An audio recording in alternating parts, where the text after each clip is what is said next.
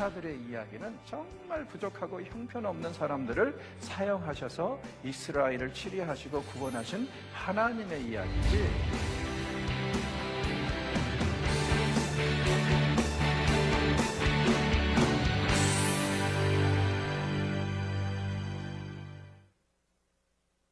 지금 등록하십시오. 이번 주부터 시작되어지는데 여러분들 많이들 참석하셔서 이 성경을 보는 시각을 이렇게 가지는 그런 시간 되길 바랍니다.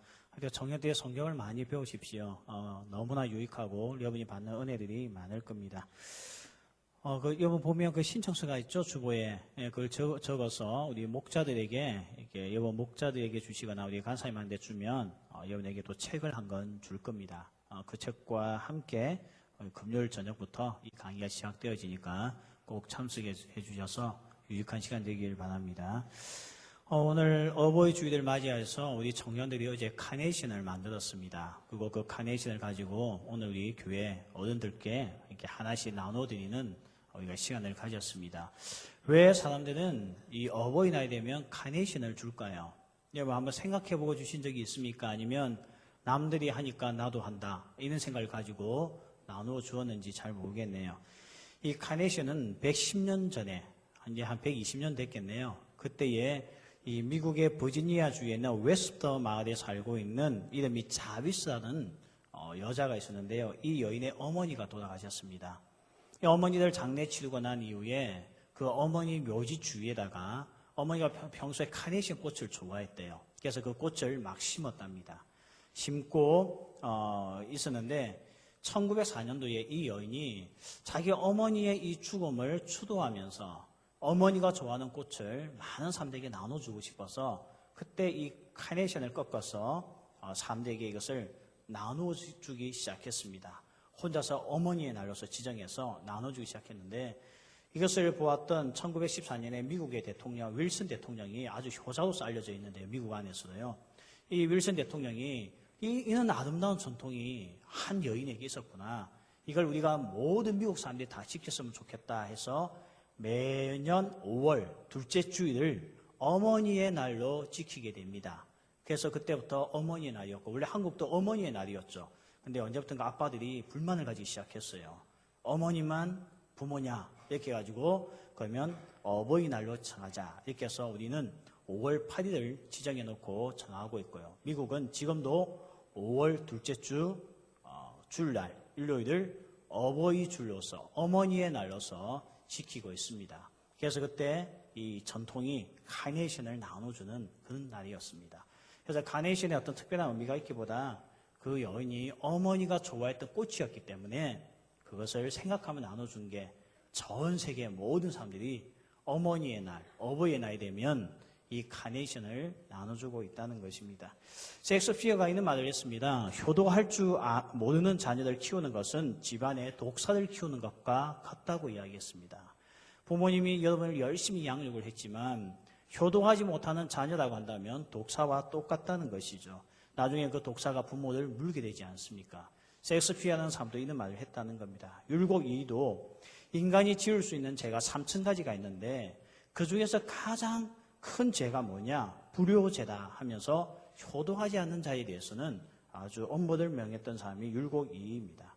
잠언 30장 17절에 보면 또 이런 말씀이 있습니다. 아비를 조롱하며 어미 순종하기를 싫어하는 자의 눈은 골짜기의 까마귀에게 쪼이고 독수리 새끼에게 먹히리라. 효도하지 않는 자는 이와 같이 징계를 당한다고 말씀하고 있죠.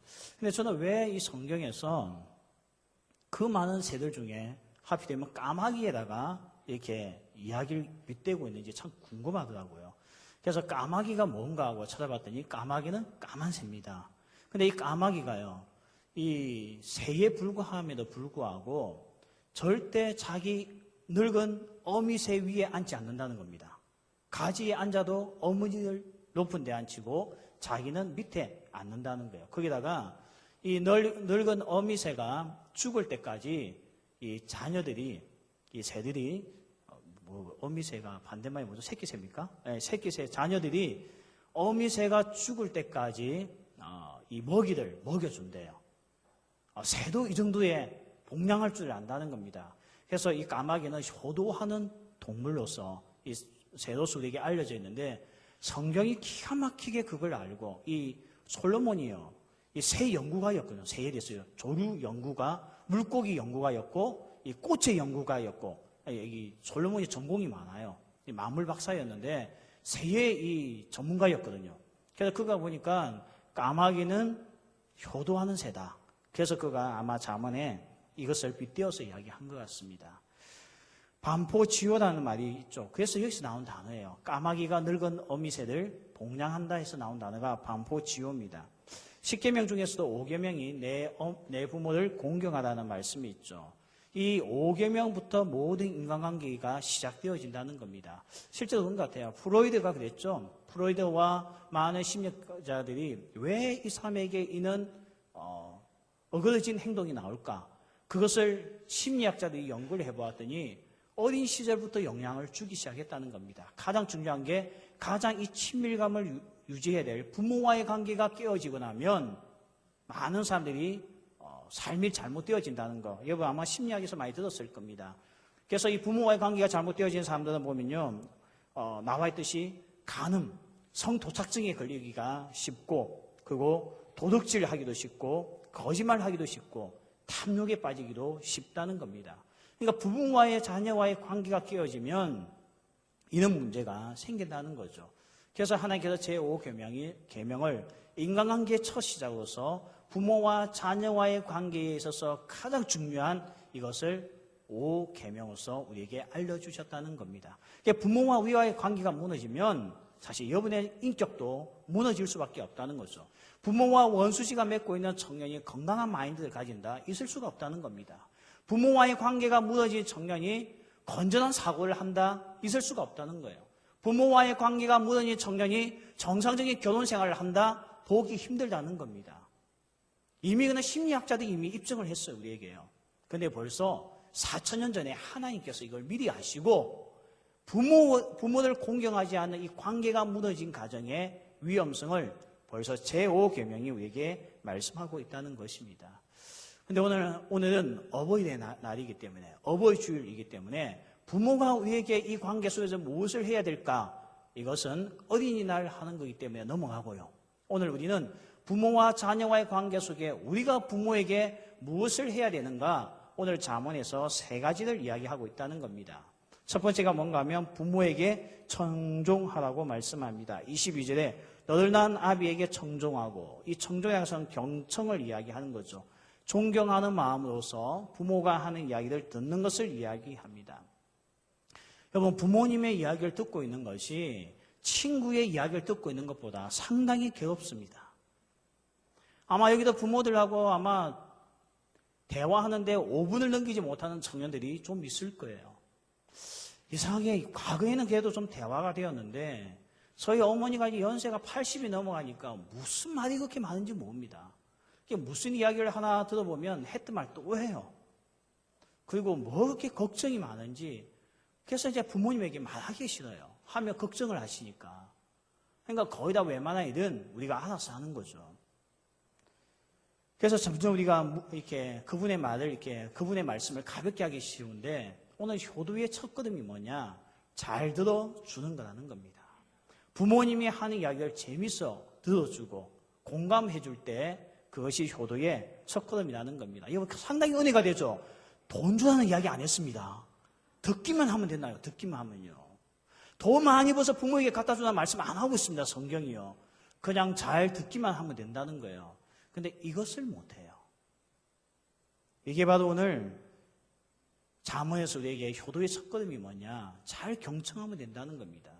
예수님은 하나님 앞에, 하나님의 아버지 하나님의 모든 말씀을 경청하신 분입니다. 여러분, 원래 그렇잖아요. 큰일을 앞두고 있으면 다툼이 있습니다. 집안에요. 그래서 종종 보면 청년들이 결혼한다고 하면 꼭 엄마나 아빠하고 싸웁니다. 왜냐하면 의견이 틀리거든요. 생각이 틀린 거예요. 저는 지금까지 결혼 준비하며 싸우지 않은 청년들 본 적이 없습니다. 아, 목사님 결혼 준비 너무 힘들어요. 누가 그렇게 힘드냐 했더니 엄마 때문에 힘들어 죽겠어요. 아빠 때문에 힘들어 죽겠어요. 꼭 결혼하는 준비하는 우리 청년들 보면 꼭 다투어요. 여러분 결혼 안 했으니까 이제 여기 돼서 뭐 그냥 물어볼 수 없는데 결혼한 선배들 물어보세요. 꼭 다툽니다. 다투어요. 그 장례식 가보면 이것도 집에서 큰 일이기 때문에 장례식에 가봐도 다투는 가족들이 있습니다. 뭐 장례를 갖다가 화장을 할 것인가, 매장을 할 것인가, 뭐 이런 거 하나 가지고 수목장을 할 것인가, 낙구를 할 것인가, 이거 가지고 의견이 맞지 않아서 얼굴을 붉히면서 싸우는 사람들이 있습니다.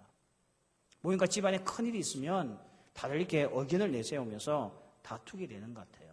근데 예수님은 십자가 죽음이라는 엄청난 일을 앞두고 하나님과 단 한 번도 싸운 적이 없습니다. 예수님은 십자가 죽음이라는 이 큰 일을 앞두고 하나님 앞에, 아버지 앞에 덤빈 적이 한 번도 없습니다. 뭐라고 기도하십니까? 아버지의 뜻이라면 십자가를 지겠다는 것이 예수님께서 겟세마네 동산에서 가졌던 다짐입니다. 그러니까 예수님은 한 번도 하나님 앞에 덤빈 적이 없고 싸운 적이 없어요. 왜 그렇습니까? 예수님은 아버지 하나님 앞에 경청하는 자였고 더 나아가 청종하는 자였기 때문에 그렇다는 겁니다. 이삭도 마찬가지입니다. 복을 100배나 받았던 성경의 인물이 이삭입니다. 여러분 100배의 복을 받았다는 것이 여러분 가슴에 와닿지 않지만 여러분이 내년에 월급이 2배나 올라간다고 하면 그 직장 절대 그만두지 않을 거예요. 근데 그럴 가능성이 없죠. 그러니까 지금부터 이제 슬슬 준비하고 있잖아요, 지금요. 예? 근데 이삭은 농사를 처음 지어봤는데 경험도 없던 이삭이 100배의 그 해의 복을 받습니다. 그럼 그의 이 100배의 복을 받았던 이 이삭의 삶은 어땠느냐? 그는 120세가, 아버지가 120세가 되었을 때에 그의 날 20대 초반에 아버지가 하나님 앞에 자기를 제물로 바친다고 이삭을 줄여서 묶습니다. 그리고 불타는 제단 위에 자기를 눕혀놓았어요. 그때 이삭은 어떻게 했습니까? 이 미친 아버지, 예? 아주 우리 그 홍아무개 후보의 버전대로 한다면 영감탱이 그렇게 하지 않았다고요. 어떻게 했습니까? 순종했습니다. 그래 보니까 하나님 앞에 복을 받던 사람들 모두가 공통점이 뭔가 하면 청종할 줄 알았다는 거죠. 부모에게. 요셉을 보십시오. 요셉은 아버지가 채색 옷을 입혀주는 것 때문에 형님들의 시기심에 의해서 종살이까지 가고 나중에 감옥까지 가게 됩니다. 근데 성경 어디 읽어봐도 요셉이 아버지를 원망했다는 말이 없습니다. 더 신기한 것은요, 그가 총리가 되었을 때에 제일 먼저 생각했던 것이 아버지였습니다. 그만큼 아버지에 대해서 존경하는 마음과 이와 같이 청종하는 마음을 평생을 가졌다는 것이죠. 이게 오늘 효도의 첫 걸음입니다. 왜냐하면 오늘 성경이 이야기하고 있죠. 너를 낳은 아비가 있다는 거예요. 그래서 너를 낳았다는 것은 아버지가 우리를 낳는 건 아니죠. 원어 성경대로 번역을 한다면 너에게 생명을 가져다 준 아버지라는 겁니다. 왜 우리가 청종해야 되느냐? 아버지는 우리에게 도약을 주는 자가 아니라는 겁니다. 우리에게 뭘 가져다 준다고요? 생명을 선물로 주는 자이기 때문에, 생명을 주는 자이기 때문에 아버지가 하는 말을 가볍게 여기지 말고 청종하라는 것입니다. 동영상을 한번 제가 보여드릴게요. 이 동영상에 보면 한 아버지가 나옵니다. 생명을 걸고 자기 아들을 구조해내는 모습을 한번 보시길 바랍니다.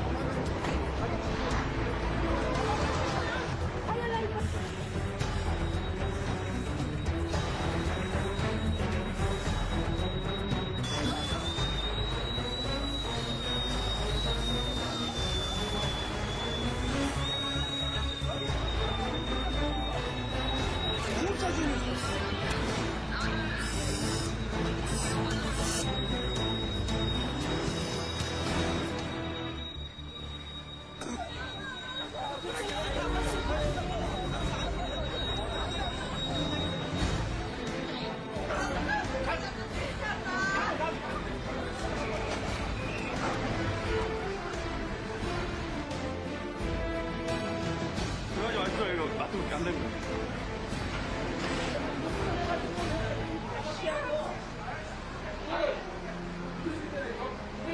못합니다. 선생님이 지금 그러지 못해요. 대체 알바 필요가 있어요.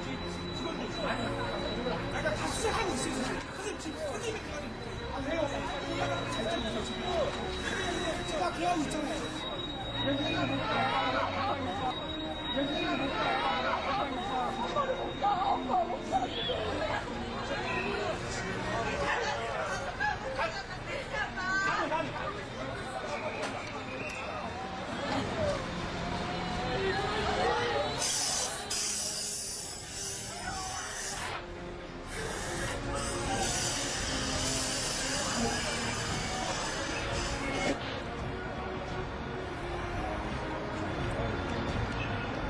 엄마 아빠랑 내 제자랑 형이랑 넷이 사는데 내 제자만 빼고 다 나왔어요. 그러니까 아빠가 나 지금 들어갔어요.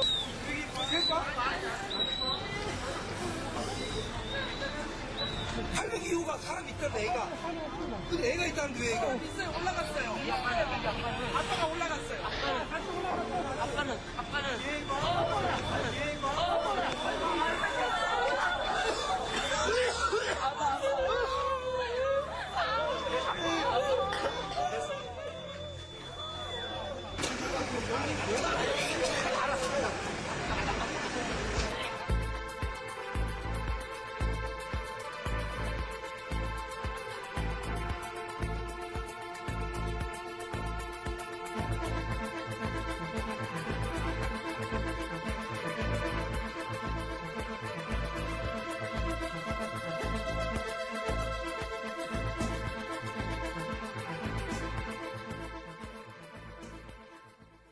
저 상황에서 누가 구하겠습니까? 아빠니까 가능한 거죠. 그리고 아빠는 지금도 그렇게 살고 있습니다. 저 아빠가 누구냐면 여러분의 아버지예요. 왜 우리가 아버지 말에 청종해야 되느냐? 아버지가 망하고 하는 이야기가 아닙니다. 여러분 골탕 먹이려고 하는 이야기가 아니에요. 왜냐하면 아버지는 오늘 성경에 보니까 우리에게 생명을 준 자이기 때문에 여러분에게 생명, 지금 여기 호흡하고 이 자리에 있게 한 생명은 아버지로부터 나왔기 때문에 지금도 아버지는 여러분의 생명을 지켜주고 있고 그 생명을 공급하는 자였기 때문에 아버지 말에 오늘 청종하라고 말씀하고 있습니다. 그러니까 이게 별거 아닌 거예요. 효도가요. 내가 돈 많이 벌면 어떻게 해줄게. 거기서부터 시작하는 게 아니라는 겁니다. 먼저 그 말을 귀하게 여기고 아버지의 말을 잘 듣고 순종하는 것. 이것이 효도라는 겁니다. 두 번째 오늘 말씀해 보면 22절에 보면 내 늙은 어미를 경히 여기지 말라. 다음 말로 하면 무시하지 말라는 겁니다. 절대 무시하지 말라는 겁니다. 늙어도 무시하지 말라는 겁니다. 돈이 없어도 무시하지 말라는 겁니다. 힘이 없어도 무시하지 말라는 겁니다. 자꾸 여러분이 나이가 들고 하니까 어때요? 엄마가 조금 떨어진다는 걸 아시겠죠, 이제? 예? 사회에 대한 감각이 떨어져 있다는 걸 아실 겁니다. 스마트폰 앱 하나 깔아주고 나면 밤새 괴롭힐 겁니다. 이거 어떻게 하냐고. 설명해주고 짜증 날 거예요.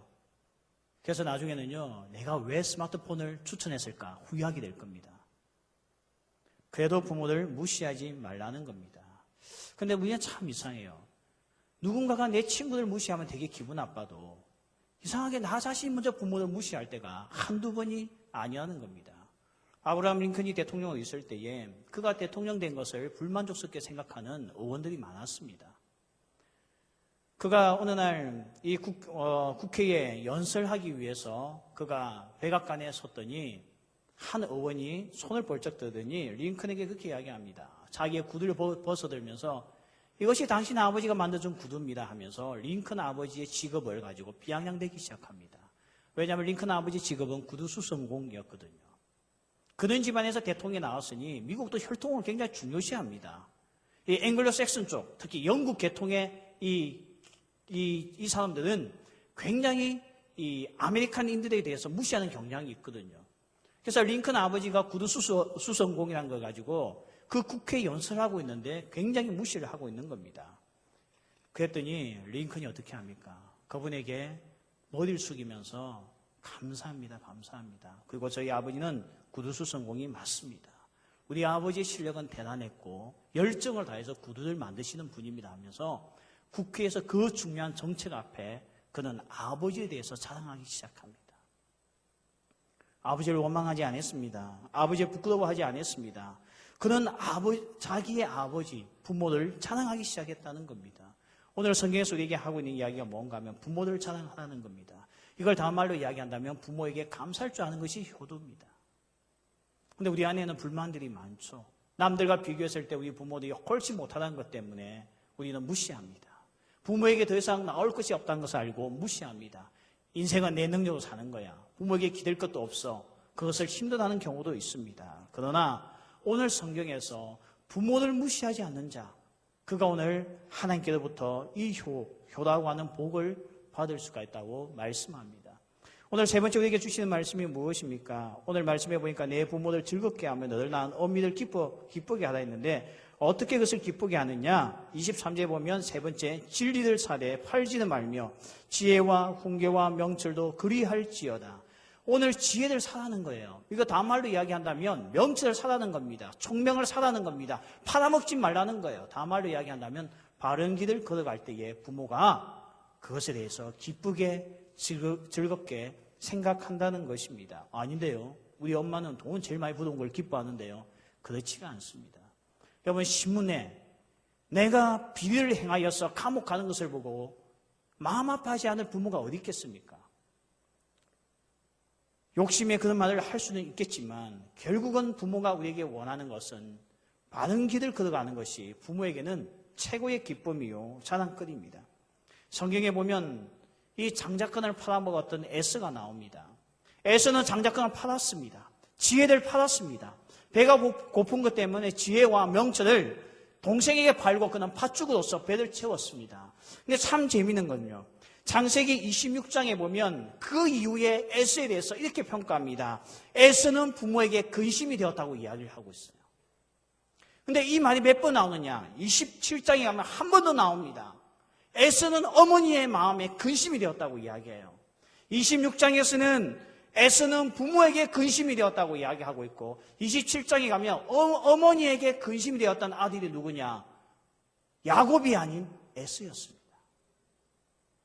오늘 우리가 하나님의 진리를 팔아버리고 내가 성공이라는 야망을 가지고 달려간다고 하여서 부모의 마음을 기쁘고 즐겁게 만들어주는 거 아닙니다. 처음에는 못 모르고 좋아하시겠죠. 그러나 나중에는 그 잘못되어진 길 때문에 도리어 수갑을 차고 감옥에 들어가는 모습을 보고 있다고 한다면, 그것 때문에 징계받아 망하는 모습을 보고 있다고 한다면 슬퍼하지 않을 부모가 어디에 있겠습니까? 아마 모두가 다 부모는 내 탓이라고 이야기하면서 가슴에 못을 박고 살 것입니다. 여러분 안중근 의사를 보십시오. 안중근 의사가 그렇게 사형장에 끌려가는 아들 보고 절망했습니까? 부끄러워했습니까? 어머니가 안중근에게 보낸 편지에 보면 자부심을 가지고 있는 것이 어머니의 마음이었습니다. 수기철 목사님을 보십시오. 신자 참배하지 아니하고 고문당하고 마지막에는 처형당하는 그 순간에 걸어갈 때에 그의 어머니가 절망했습니까? 부끄러워했습니까? 어머니가 보낸 편지에 보면 어머니는 그런 아들의 모습을 보고 자부심을 가졌습니다. 오늘 우리가 효도하는 세 번째 길이 무엇인지 아십니까? 그것은 진리 가운데 바르게 사는 것입니다. 말씀을 정리하겠습니다. 오늘 우리가 세 가지를 살펴보았습니다. 효도는 어떻게 하는 것이냐? 돈 가지고 하는 게 우선이 아니라는 거예요. 성공을 가지고 하는 것이 우선이 아니라는 겁니다. 먼저 청정할 줄 알고, 그리고 부모를 귀하게 여길 줄 알고, 감사할 줄 알고, 세 번째는 부모를 기쁘게 즐겁게 하기 위하여 바른 길을 걸어가는 것. 여기에서부터 효도는 시작되어진다는 것입니다. 오늘 부모님은 우리와 살 날이 얼마나 남았을 것 같습니까? 제가 우리 간사님에게 좋은 영상 없냐 했더니 제게 이 영상을 소개해 줬어요. 이 영상을 한번 보겠습니다. 별로 감동이 없으면 제 탓이 아닙니다. 일단 그걸 전제로 하고 보시길 바랍니다. 이런 상태라면 1년 3개월 정도밖에 남지 않았습니다.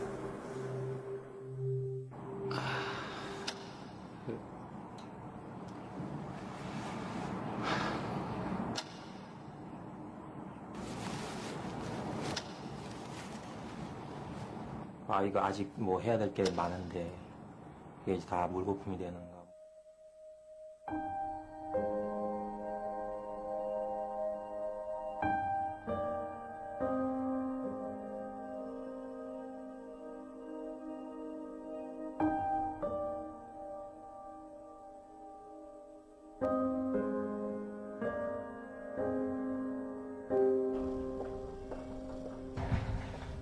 요즘 많이 아프시죠?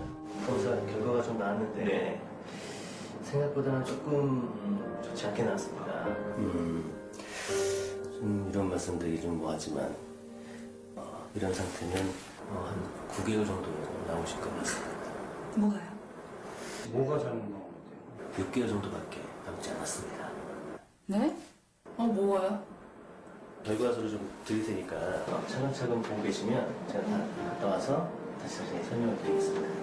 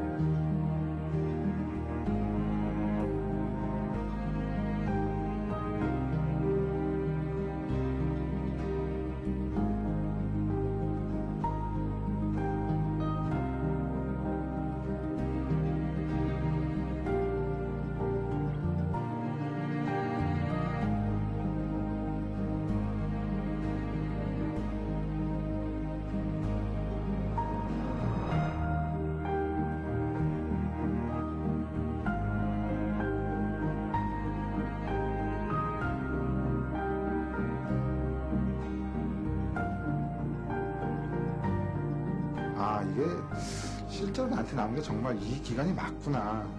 아버지 돌아가셨을 때 이제 어머니한테 잘하자. 그때 당시에는 뭐 보약도 져가지고 막 드리고 그랬는데 시간이 지날수록 또 그게 무뎌지더라고요, 감각이. 출산하고 6개월 쉬고 이제 출근한 지 한 서너 달 됐거든요. 계속 같이 하루 종일이라도 같이 있고 싶고 많이 사랑한다고 하고 싶고. 서울 올라와서 공부한다고 몇 년 보내고 뭐 한다고 몇 년 보내고 이러다 보니까 지금 아이는 찾는데 뭐 효도라고 할 만한 건 별로 한 게 없는. 이렇게 주위에 가족도 못 챙기면서까지 이렇게 살아왔나 하는 생각이.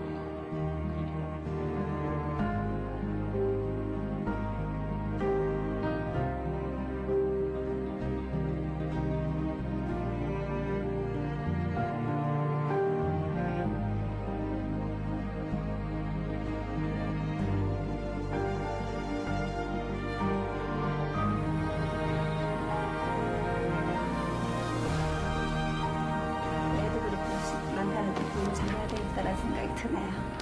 경숙이와 함께 아프지 않게 오순도순 행복하게 잘 살아갔으면. 김이나 엄마가 앞으로도 많이 사랑할 테니까 우리 행복하게 오래오래 잘 살자.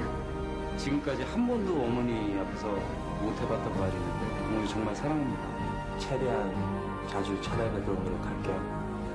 엄마, 아빠 사랑합니다.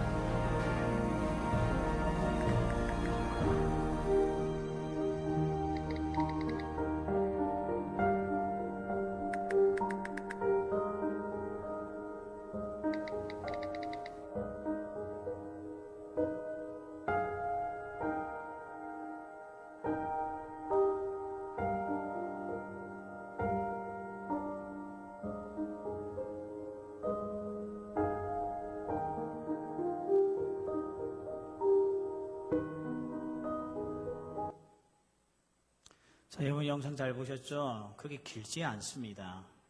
길지 않습니다. 이 계명은 우리 평생에 단 한 번 지킬 수 있는 계명입니다. 내 부모를 공경하는 것은요. 내가 다음에 하지 뭐, 아니면 10년 뒤에 하지 뭐, 그럴 때 아마 이 기회가 없을 수도 있습니다. 어떤 이에게는 부모와 함께 할 수 있는 시간이 친구 만나고 공부하고 직장생활하고 하고 나면 아까 어떤 9개월 남았는 거 보셨죠? 오늘 우리에게 주어진 시간입니다. 어떻게 하시겠습니까? 힘을 다하여 오늘 경청하며 청종하며 그리고 부모에게 감사하며 더 나아가 바른 삶을 통하여서 부모님의 가슴에 자부심을 심어다 줄 수 있는 이것이 우리 청년들이 해야 할 삶이지 않겠습니까? 우리 어버이날이고 하니까요. 우리 같이 한번 어버이 은혜 한번 불러보겠습니다. 높고 높은 하늘이라 말들 하지만 높고 높은 하늘이라 말들 하지만 나는 높은 게 또 하나 있지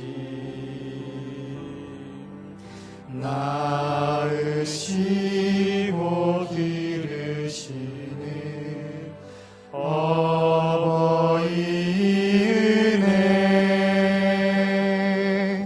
푸른 하늘 그보다도 높은 것 같아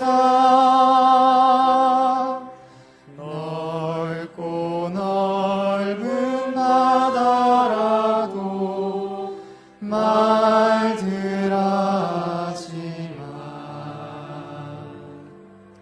나는 넓은 게 또 하나 있지 사람 되라 이르시는 어버이 은혜 푸른 바다 그보다도 넓은 것 같아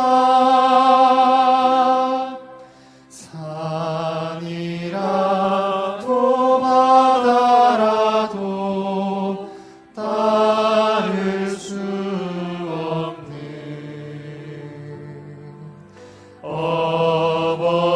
어버이의 그 사랑 거룩한 사랑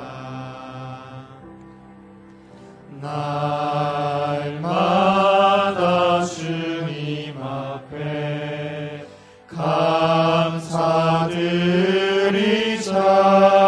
감사드리자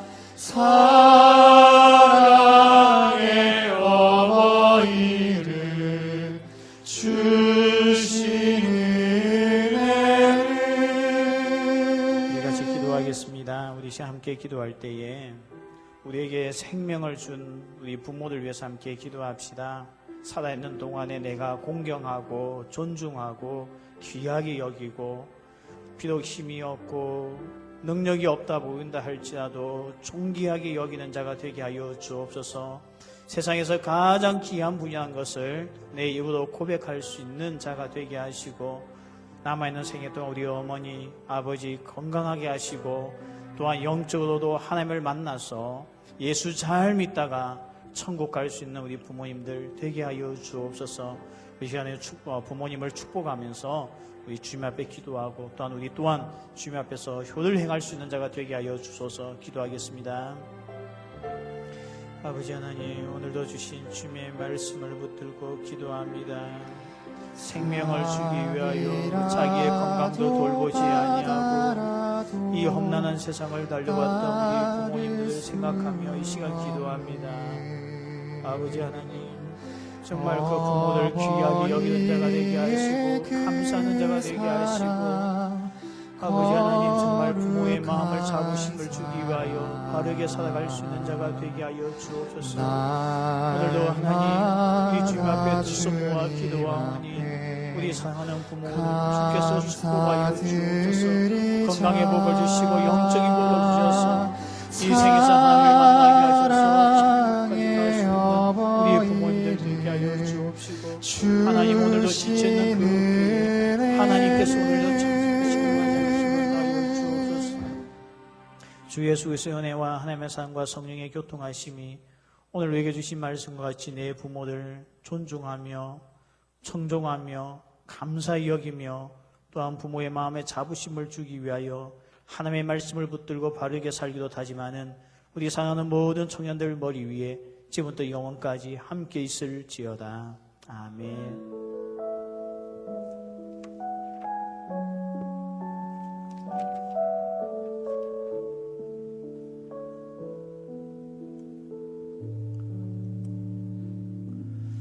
여러분, 이 시간에 오늘 처음 오신 분들이 있어서 잠시 소개하겠습니다. 이선미 자매님, 방태원 형제님, 김은채 자매님, 우리